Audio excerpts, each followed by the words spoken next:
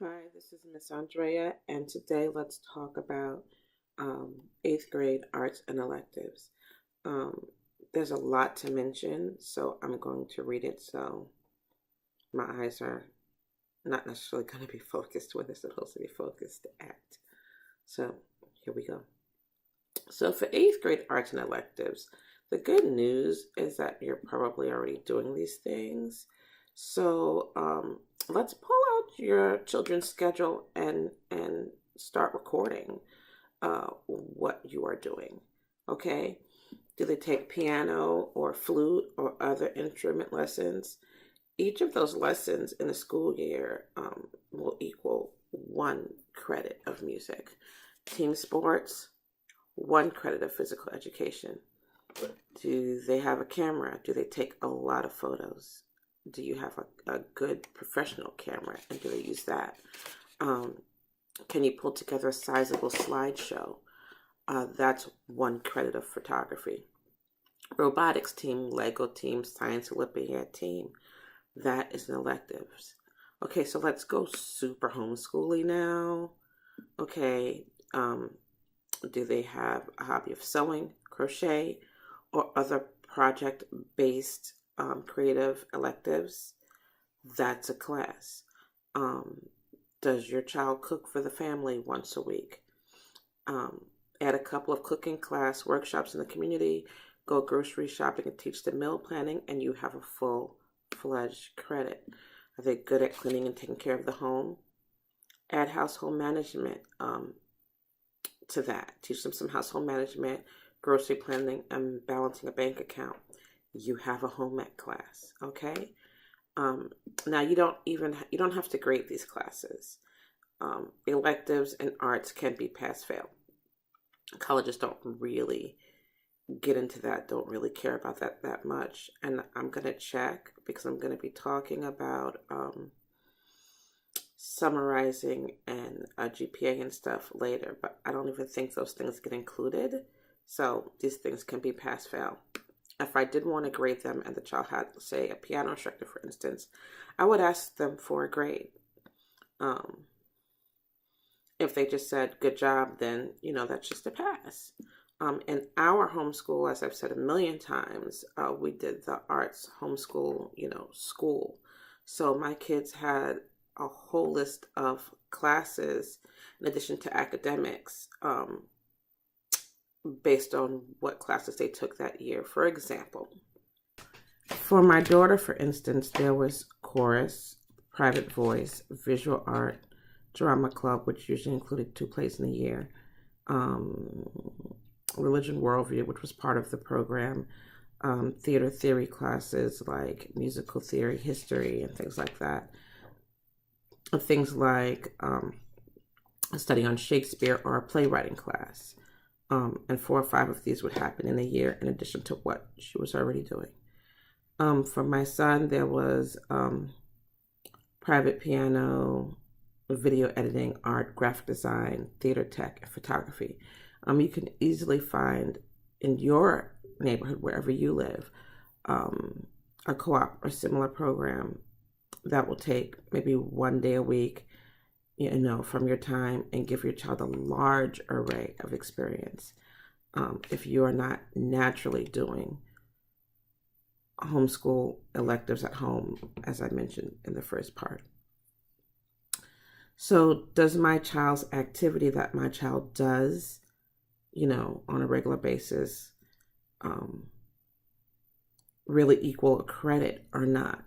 The way to figure this out, the rule of thumb is that a half credit course, 0.5 credit, would encompass at least 60 hours of work time, and 1 credit would encompass a minimum of 120 hours of work.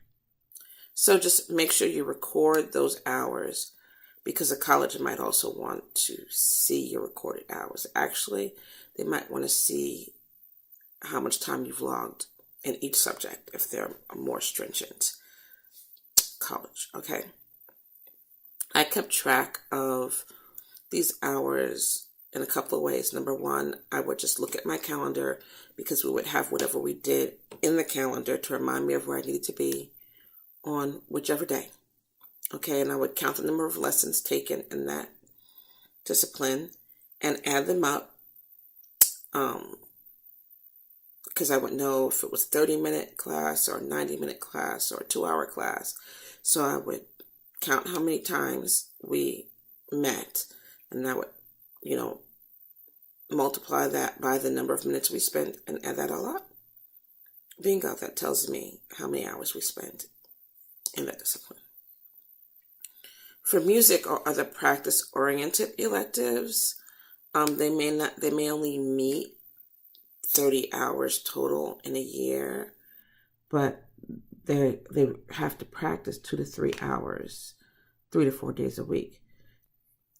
I would have the child keep a notebook. And in the notebook, they would write down like just one sentence of whatever they did for that instruction or practice session. And sometimes the instructor would also use that same notebook to write down, what they wanted them to practice next or whatever, homework they gave them. That way, everything for that one discipline was in that one notebook. Okay, and like I said, this applies to all subjects. Your child needs to get into the habit of writing down how much time they spend on something. And we're going to come back to that later, okay? Now, since you are a homeschooler, that means that you can take your time with electives. You don't have to squeeze it all into one calendar year. If you don't hit 30 hours, say you hit 18 hours of photography, for instance, this year, and next year you do, I don't know, another 18 or maybe 45, then at that point you can add them together, and for that second year, then that's the year that credit goes into, okay? I would also add something to summarize that time to show what they've learned. So if, for instance, they did, photography over that course of time to get enough to get 1 credit or a half credit, I would have them make a portfolio, of their work. If they went hiking once a month for 3 years, at the end of the 3 years, the hiking, you have enough hours to use the hiking as a credit. And then I would have them finish it off with a paper, or maybe perhaps they've kept a journal, and talk about observations and lessons they have learned during that time. And there you have. Okay, and speaking of regular activities that can earn your child credits, Boy Scouts, Girl Scouts, and other badge-like organizations is a great way to build up elective credits and even core credits sometimes. I once helped a homeschooler pull together a good deal of their social studies and some science and a great deal of electives into their portfolio by grouping together the results of them working up to their Eagle Scout badge.